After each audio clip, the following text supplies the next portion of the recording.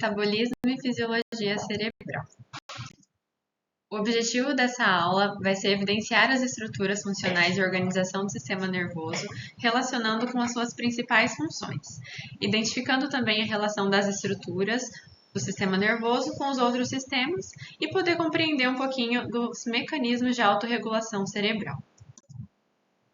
E por que o intensivista deve conhecer a fisiologia neurológica, né? Cerca de 13% das internações estão associadas às causas neurológicas.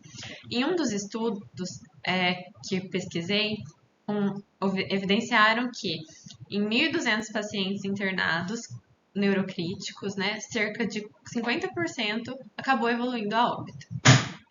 Isso acontece porque o risco de injúria neurológica adicional pode ocorrer pela dinâmica intracraniana.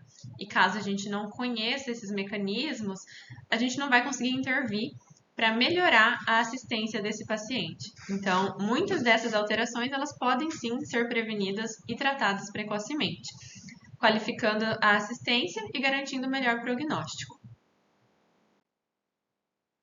O cérebro ele possui uma alta atividade metabólica, necessita de suprimento constante, né, já que ele não consegue ter o armazenamento do oxigênio.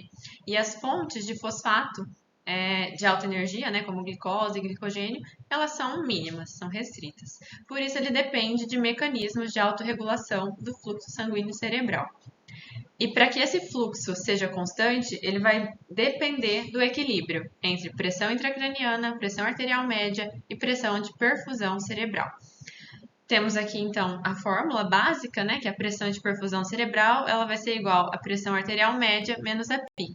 E o seu valor médio vai ser em torno de 80 milímetros de mercúrio, sendo que em valores próximos a 50 milímetros de mercúrio já vão ter sinais de isquemia e atividade elétrica reduzida. O nosso crânio ele é composto por um compartimento rígido, né, que contém tecido cerebral, que corresponde a 80%, sangue, que vai variar entre 10% a 12%, e o líquor, entre 8% a 10%. A doutrina de Monroe e Kelly, ele determina que há um equilíbrio constante desses três principais componentes. Logo, se a gente tem uma alteração em um deles, a pressão intracraniana ela vai se elevar. Então, para que ela não se eleve, né, a gente precisa que um deles saia. Normalmente é o líquor. Né? Então, se eu tenho, por exemplo, um tumor que está ali aumentando, comprimindo, provavelmente líquor ou sangue vão reduzir para poder ter essa acomodação. Caso isso não aconteça, a gente vai ter uma elevação da pressão intracraniana. Aqui é a curva de Lang-Fitch, que ela ela demonstra, né, a pressão intracraniana variando com o volume intracraniano. A partir de um determinado momento, pequenas variações no volume intracraniano vão sofrer grandes alterações na pressão, caso não tenha um mecanismo de regulação. Agora falando dos principais mecanismos de autorregulação. Um deles é o acoplamento neurovascular, que vai acontecer através da vasoconstrição ou da vasodilatação, que vão ser regulados por alguns componentes básicos, sistema nervoso simpático e parasimpático, que a gente vai ver um pouquinho mais à frente, substâncias como adenosina, óxido nítrico, que são potentes vasodilatadores, a pressão arterial, pressão parcial de oxigênio e também de gás carbônico, assim como a demanda metabólica. Outro mecanismo de autorregulação, então, é a vasorreatividade ao oxigênio e ao CO2, né? Quando a gente tem uma hipoxemia, né, uma pressão parcial de oxigênio menor que 60 milímetros de mercúrio, vai ocorrer uma vasodilatação para que tenha um aumento do fluxo sanguíneo cerebral.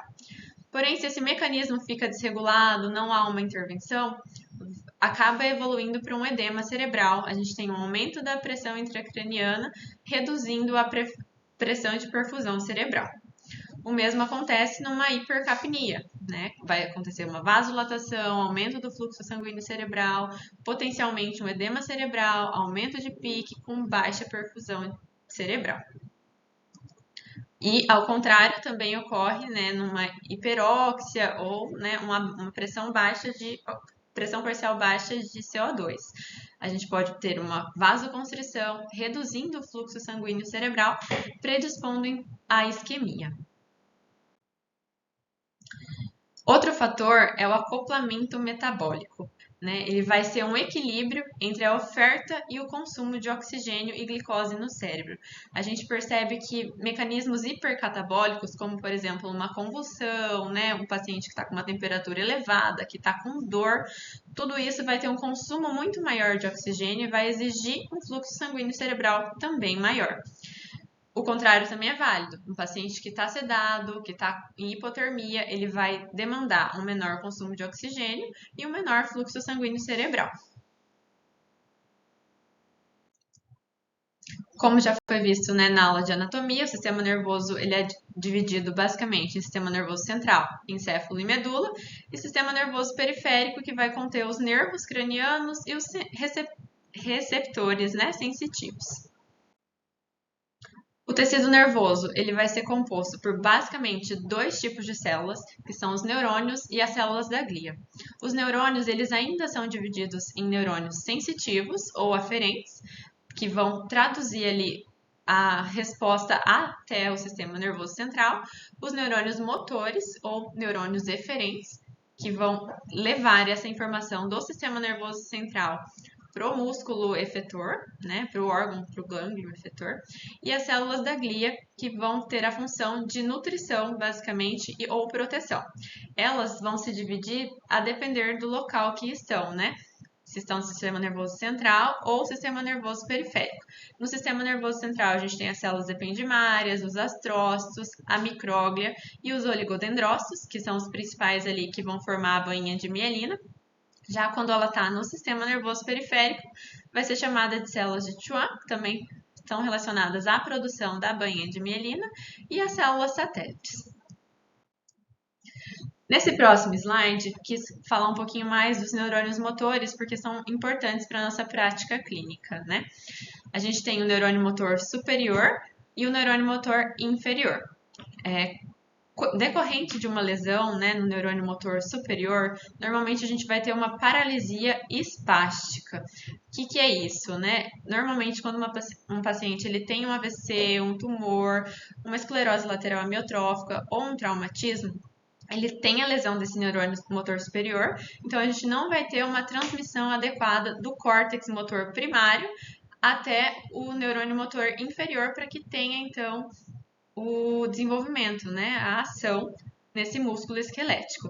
Então, o sintoma que o paciente vai apresentar para a gente é principalmente fraqueza, e no exame físico a gente vai perceber um aumento do reflexo, né, então vai hiperreflexia, vai ter sinal de Babinski presente, né, e ao contrário da síndrome do neurônio motor inferior, a gente não vai encontrar fasciculações, né.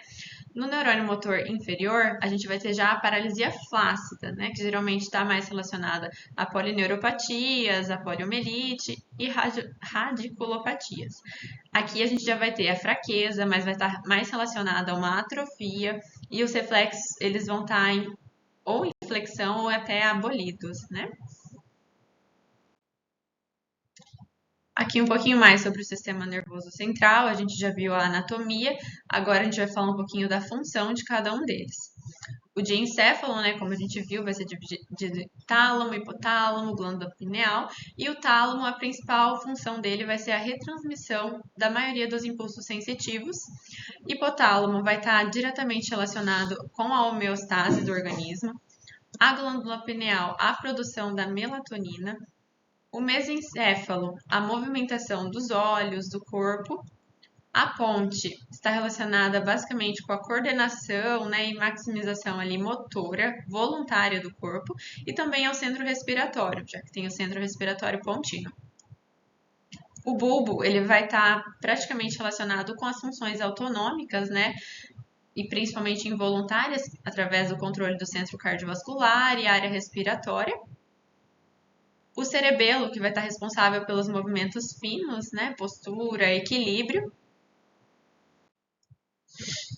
E aqui também, como a gente já viu na aula de anatomia, a gente vai ter os dois principais córtex, né? Na verdade, tem a fissura central, que vai dividir o córtex motor primário, que vai estar relacionado com o planejamento de movimentos, e o córtex motor secundário, né? Que é o córtex somatosensorial, que vai estar relacionado à percepção, né? A formato, a textura e até armazenamento de memórias sensitivas. A área de Broca é uma área muito importante que a gente vai ver na prática diária, né? Já que quando um paciente tem uma lesão dessa área, que é responsável pelo planejamento e produção de fala, a gente vai ter a afasia motora. Ele vai conseguir pensar no que ele quer falar, mas ele não vai conseguir articular, não vai conseguir expressar isso através da fala. E já quando ele tem uma lesão na área de Wernicke, ele não vai conseguir traduzir as palavras em pensamentos, né? Ele vai pensar que isso aqui é uma televisão e vai falar notebook. Então, vai acabar tendo uma confusão. O córtex frontal, que vai estar relacionado principalmente à movimentação, à atenção, memória de curto prazo, motivação, personalidade, planejamentos. O córtex parietal, o lobo parietal, desculpa, relacionado mais à linguagem. Occipital, à visão, processamento visual. O limbo, que vai estar bem relacionado a emoções, né, aprendizagem e também memória. E aqui que não está representado, mas temos o lobo temporal, que vai estar relacionado à memória visual, à compreensão de linguagem e também, principalmente, à audição. E o lobo da ínsula, que também está relacionado ao processamento de sensações gustatórias, viscerais, dolorosas e também age nas funções vestibulares. Aqui só para representar o homúnculo de Penfield, né, que ele descreve aqui a representação das áreas do corpo somatosensoriais, nesse primeiro, e nesse último, né, a representação do córtex motor. E cada área corresponde, então, a uma área do corpo, né, o pododáctilo, tornozelos. Os nervos cranianos. Aqui eu quero focar um pouquinho mais nas funções, né, e possíveis lesões que a gente pode ter. O nervo, temos 12 pares. O primeiro par é o nervo olfatório, que é um nervo puramente sensitivo, que ele vai estar relacionado ao cheiro. O segundo par é o nervo óptico, também puramente sensitivo, relacionado à visão. O terceiro par, que é o óculo motor, ele já vai ser um misto, né? Ele vai estar relacionado mais à movimentação dos olhos, pupila e acomodação visual. O troclear, que é o quarto par, também relacionado à mobilidade ali dos músculos. O abducente também vai inervar ali o músculo reto lateral. O próximo é o nervo trigêmeo, né? Dividido em 3 ramos, oftálmico, maxilar e mandibular. Na sequência, então, facial, vestíbulo coclear, glossofaríngeo, vago e acessório, e o hipoglosso relacionado à musculatura da língua. Na sequência, eu coloquei algumas fotos representando lesões desses nervos para a gente discutir um pouquinho mais. Nessa primeira imagem, a gente tem uma paralisia periférica, né? Então, a gente tem uma alteração do nervo facial. Nessa segunda, a gente tem uma pitose, associada também em uma outra imagem, né? Uma midríase bilateral, que pode ser por lesão no nervo oculomotor. Nessa próxima imagem, a gente percebe que ele não tem a mobilidade ocular para a lateral à esquerda, né? Então, a gente pode observar que tem uma alteração do nervo abducente à esquerda. Nessa próxima, mesma coisa também, o paciente ele não está sustentando, não consegue levar o olhar lateralizado nem para cima, e a gente tem uma diplopia, que é uma lesão característica do nervo troclear, quarto par. E aqui também a gente tem um desvio da língua por paralisia do nervo hipoglosso. Agora falando um pouquinho do sistema nervoso periférico, né, onde contém os nervos e receptores sensitivos, Ele pode ser dividido em sistema nervoso periférico sensitivo, que vai ser responsável pelos sentidos somáticos, onde a gente tem as sensações táteis, térmicas, dolorosas e proprioceptivas, e também com sentidos especiais, olfato, paladar, visão, audição e equilíbrio. A outra divisão é relacionada à parte motora ou eferente, que pode ser dividido em sistema nervoso autônomo ou somático. O sistema nervoso somático ele vai basicamente estar relacionado com a musculatura esquelética, então a movimentação voluntária, e o sistema nervoso autônomo ele vai transmitir a resposta do sistema nervoso central para a musculatura lisa, geralmente cardíaco e glândulas, então ele é involuntário. E vai ser dividido em sistema nervoso simpático e parasimpático.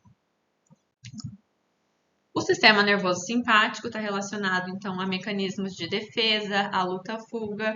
Por isso, a gente tem dilatação de pupila, ele vai inibir a salivação, né? Vai acelerar batimentos cardíacos. Enfim, e os principais gânglios vão estar na medula. Já o sistema nervoso parasimpático, ele é totalmente o oposto, né? Vai ser um mecanismo de relaxamento, de digestão, então ele vai priorizar estimular as atividades do estômago, do pâncreas, estimular a vesícula biliar, né? E vão estar os neurônios são mais curtinhos. O principal, né, neurotransmissor da via simpática pré-ganglionar também vai ser colinérgico, mas o neurônio pós-ganglionar já vai ser adrenérgico e a gente tem receptores adrenérgicos. Já na via simpática, o neurônio pré-ganglionar vai ser colinérgico da mesma forma, mas o pós-ganglionar também vai ser colinérgico, diferindo do via simpática. Logo, a gente vai ter receptores muscarínicos. O principal nervo da via parasimpática é o nervo vago. Aqui, só para a gente relembrar um pouquinho dos neurotransmissores, né? Como a gente viu, a acetilcolina vai estar bem relacionada ao sistema nervoso parasimpático. Aqui a gente tem as aminas, né? Norepinefrina, epinefrina, dopamina, serotonina. E o principal neurônio aqui, neurotransmissor, né? Que é o GABA inibitório do sistema nervoso. Aqui só para a gente relembrar, né, os subtipos de neurotransmissores, os principais excitatórios a gente vai ter o glutamato, principais inibitórios o GABA e a glicina, e aqui os outros, né, a dopamina, que vai desempenhar ali um papel importante na regulação do humor, de sono, já a adrenalina, que vai ter mais relação com o sistema nervoso simpático, né, a noradrenalina também, que vai atuar basicamente no sistema cardiovascular, aumentando o batimento cardíaco, o fluxo sanguíneo. E basicamente isso. É uma aula à parte, só de neurotransmissores. Então, para finalizar, né, o que a gente deve levar dessa aula? Que nossas ações elas devem ser baseadas na promoção adequada da perfusão e oxigenação cerebral, no controle hemodinâmico, na detecção precoce de sinais e sintomas, prevenindo então o agravamento dessas lesões encefálicas secundárias, e que o risco de injúria neurológica adicional por alterações da dinâmica intracraniana é alto, e ele vai estar intimamente relacionado com a pressão intracraniana, né, e vários outros fatores que a gente pode intervir. Um grande número de alterações clínicas ele pode afetar a dinâmica do cérebro, né, e muitas dessas alterações elas podem ser prevenidas e tratadas precocemente.